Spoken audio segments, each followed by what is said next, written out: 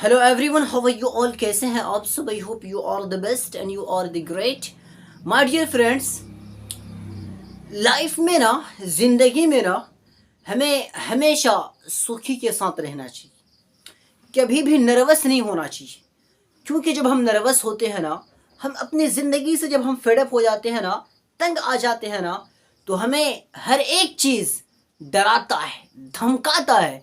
और ये जो अपॉर्चुनिटीज़ हमारे आगे आता है, माइंड जिस चीज़ को एक्सेप्ट करने की प्रयास करता है, उसे भी एक्सेप्ट नहीं कर पाते। मैं बात क्यों कह रहा हूँ? इसी वजह से कह रहा हूँ क्योंकि इस दुनिया में 80% स्टूडेंट अपने लाइफ से खिलवाड़ कर बैठता है। उनका उद्देश्य रियलिटी में होता है, वो कुछ करने की प्रयास ज़रूर करता है, लेकिन कुछ मैटर में कुछ ऐसे ऑब्स्टेकल होते हैं, कुछ ऐसे रास्ते होते हैं कि उस रास्ते को देखकर वो डर जाते हैं, वो आगे नहीं बढ़ पाते हैं। और वो अपने आप में कमेंट करते हैं कि शायद अब मैं आगे नहीं बढ़ सकता हूँ, अब मेरे आगे बढ़ने की जो एप्टीट्यूड है अब नहीं। लेकिन मैं आपको बता दूं कि देखिए, अगर आप रियल में आप कुछ करना चाहते हैं, कुछ आपका उद्देश्य है, कुछ पाना है, आपको कहीं पे आपको एक निर्धारित जगह पे अगर आपको पहुंचना है ना, तो फिर आपको हर एक चीज़ का सामना करना होगा। लोगों की बातों की सुनना होगा, लोग आपको गलत भी कहेंगे उसको भी सुनना होगा, हर एक चीज़ को आपको एक्सेप्ट करना होगा। अगर आप ये सोचेंगे कि हमको वहाँ पहुँचना है और विदाउट साधन के अगर आप वहाँ पहुँचना चाहते हैं, तो ये इम्पॉसिबल है, ये हो ही नहीं सकता है। तो इससे अच्छा ये है कि अगर हमको जाना है वहाँ पे ना, तो हमको साधन चाहिए, हमको रास्ते पे हमें गाड़ी चाहिए, तभी हम जा सकते हैं। यानी आज से पहले वो सिस्टम नहीं था, लेकिन अब हमें जाना पड़ेगा।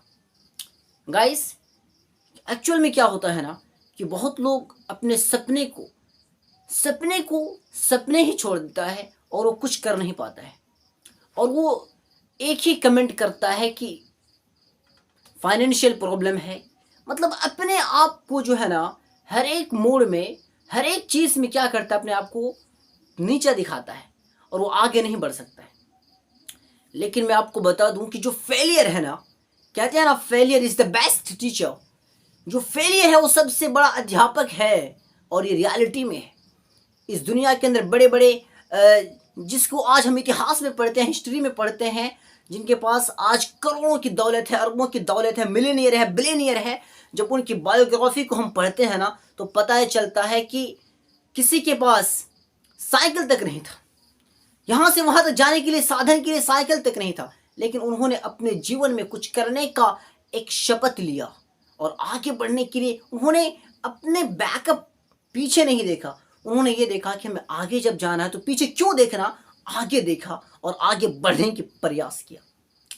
माय डियर फ्रेंड, सबसे पहले अगर मैं बात करूं तो हमारे one of the most greatest scientist of the world doctor APJ Abdul Kalam है, जिनको पूरी दुनिया आज मिसाइल मैन साइंटिस्ट के नाम से जानता है।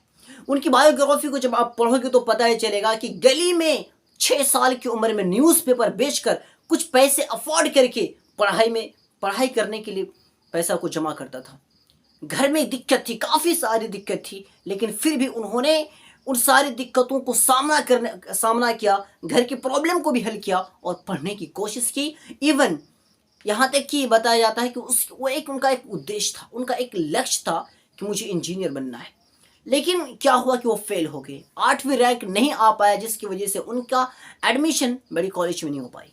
लेकिन वो डरे नहीं, वो घबराए नहीं, उन्होंने फिर आगे और देखा, मंजिल को और आगे ले गया और ये सोचा कि नहीं, यहाँ तक अगर मैं मुड़ जाऊँ पीछे ना, तो शायद यही से मेरी ज़िंदगी का बैकअप प्लान हो जाएगा, कुछ नहीं हो सकता है, इससे अच्छा ये होगा कि हम और ऊपर देखेंगे और ऊपर देखेंगे। फिर ये सोचता है कि मुझे साइंटिस्ट बनना है, और इवन साइंटिस्ट बनकर पूरी दुनिया को दिखाता है कि पावर क्या होता है, और पूरी दुनिया में प्रॉपरली इंडिया प्राउड फील करता है कि वी आर इंडियन।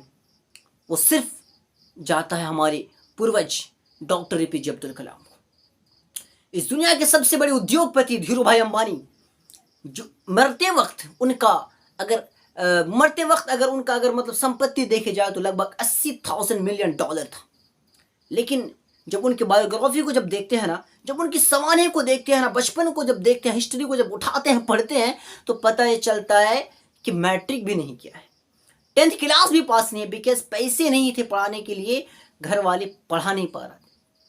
एक कॉमन टीचर के घर में पैदा होता है, लेकिन घर को संभालना है, प्रॉब्लम बड़ी है, परिवार बड़ा है, अब क्या कर सकता है। At the behest of his father वो जाते हैं यमन में नौकरी करने के लिए, यमन में जाके नौकरी करता है, और फिर 1916 में वो क्या करता है, आज़ादी के लिए वो देश गुलाम बन जाता है। अब वो देश क्या कर सकता है। अब जितने भी लोग, हिंदुस्तान के जितने भी लोग वहाँ पे काम करते हैं ना, सबको वापस आना पड़ता है। और उस वक़्त धीरूभाई अंबानी के पास कुछ नहीं होता है, कुछ भी नहीं होता है अपने परिवार चलाने के लिए, लेकिन कुछ अपने नौकरी से कुछ पैसे बचाकर वो अपने माइंड में वो क्या सोचता है कि मुझे बड़ा करना है, मुझे बिजनेस स्टार्टअप करना है, मुझे कुछ बड़ा हासिल करना है।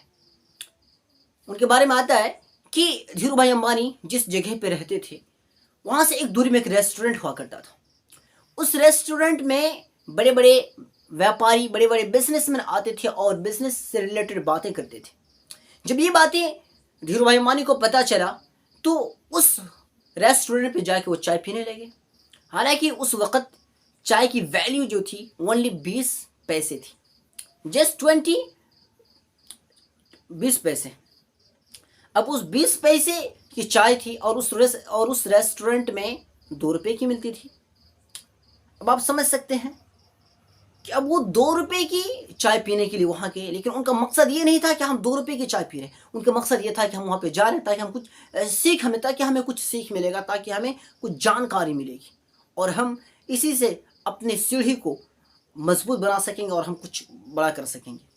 वहाँ से जब वापस आते हैं तो मुंबई में एक छोटे से कमरा, 2 गो चेयर और एक टेबल के साथ रिलायंस इंडस्ट्रीज़ का स्टार्टअप करता है। और इवन मरते वक्त उनके अगर ये देखे जाए तो लगभग $80,000 मिलियन है।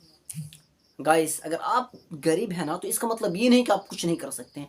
You are the best and you are the great यार, आप हर एक चीज़ कर सकते हैं।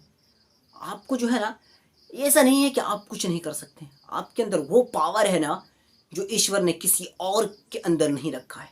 आपके अंदर वो ताकत है, वो एनर्जी है कि किसी इंसान का हिम्मत नहीं है कि वो काम कोई और कर सके।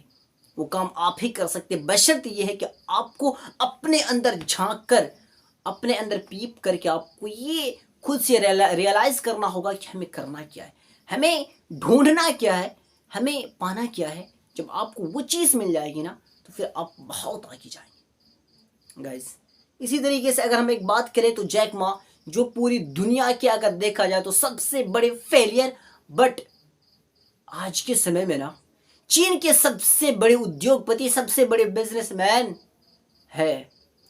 कहते हैं ना कि अगर आप फेलियर हैं तो इसका मतलब ये नहीं कि आप कुछ कर नहीं सकते हैं।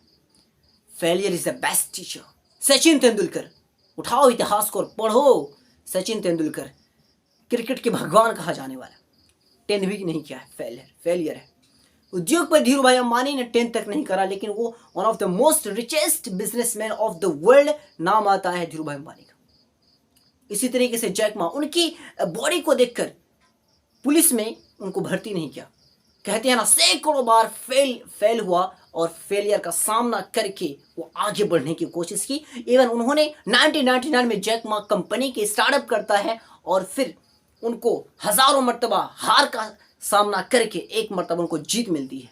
कहते हैं ना कि अगर एक बैट्समैन क्या करता है, बॉल को बार बार वो क्या करता है, वो मिस करता है, लेकिन 5 बॉल को उन्होंने मिस कर दिया। एक बॉल आया, उन्होंने मिस किया, फिर एक बॉल आया, फिर मिस कर दिया। ऐसे करते करते उन्होंने 5 बॉल को मिस कर दिया। और जब छठा बॉल, जब बॉल फेंकता है तो छठा बॉल को उठा के आगे बढ़ के छक्का मारता है। तो अब डरो नहीं यार, आगे बढ़ो। क्यों? इस दुनिया में डरने से क्या होता है? हमें एक ही मर्तबा जीवन मिली है, एक ही मर्तबा, तो हम क्यों डरेंगे किसी और से? जो कुछ भी हमें ईश्वर ने दिया है उसका सही इस्तेमाल करो और आगे बढ़ने के प्रयास करो।